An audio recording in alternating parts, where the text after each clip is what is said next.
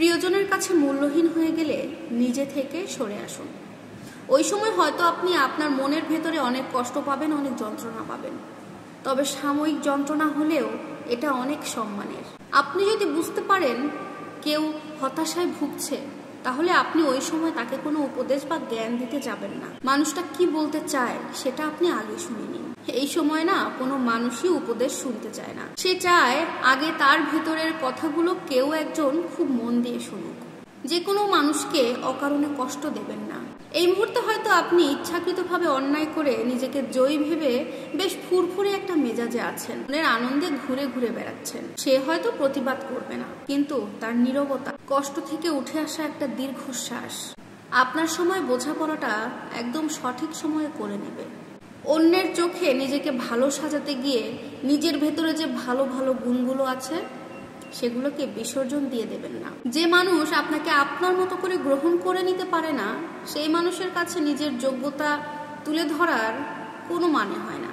এর থেকে ভালো আপনি একা থেকে যান। যেটা আপনার জীবন থেকে হাতছাড়া হয়ে গেছে সেটা নিয়ে কোনো সময় আফসোস করবেন না। বয়স, শিক্ষা, পদ পদবীর দিক থেকে কেউ ছোট হলেও আপনি কাউকে ছোট করে দেখবেন না, তাহলে কিন্তু আপনি নিজেই ছোট হয়ে যাবেন।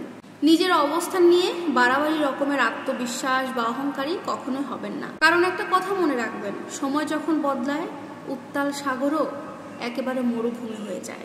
সমালোচনা যারা করে তাদের সাথে যুদ্ধ করে নিজের মূল্যবান সময় নষ্ট করতে যাবেন না। আপনি তার থেকে নিজেকে উন্নত করার চিন্তায় নিজেকে ডুবিয়ে রাখুন, এতে তারা এমনি এমনি চুপ হয়ে যাবে।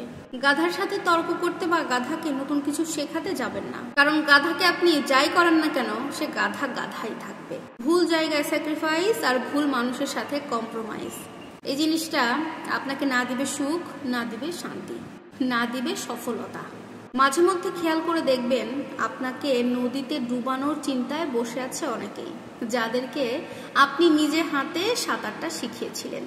মানুষ কি করে থাকে, সব সময় সিংহের প্রশংসা করে থাকে, অথচ পছন্দ করার বেলায় মানুষ কিন্তু গাধাকেই পছন্দ করে, সিংহকে কিন্তু পছন্দ করে না।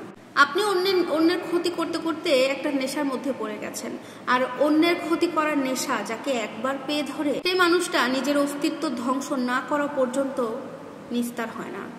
জীবন মানেই কিন্তু জিপিএ 5 বা ভালো বেতনের চাকরি নয়। আপনার জীবনে হয়তো এমন অনেককেই পাবেন যাদের জীবন সম্পর্কে জ্ঞান অনেক অল্প, বলতে পারেন অসম্পূর্ণ, কিন্তু তারা ভালো একটা বেতনের চাকরি করছে।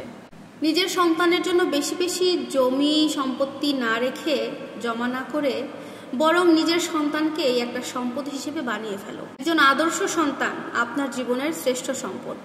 একটা কথা মনে রাখবেন, কিছু মানুষ আপনাকে এমনিতেই পছন্দ করবে না, করবে না মানে করবেই না। না আপনি তাদের সাথে দুর্ব্যবহার করেছেন, না তাদের মনে আপনি কষ্ট দিয়েছেন, না তো আপনি তাদের ক্ষতি করেছেন, তবুও তারা আপনাকে পছন্দ করবে না। মনে রাখেন, আপনাকে পছন্দ করার এই ব্যাপারটা তৈরি করার জন্য আপনার ঠেকা পড়ে নাই। জীবনের এই কঠিন সত্য কথাগুলো আপনাদের জানা উচিত, তাই ভাবলাম শেয়ার করি। কেমন লাগলো অবশ্যই কমেন্টে জানাবেন। আল্লাহ হাফেজ।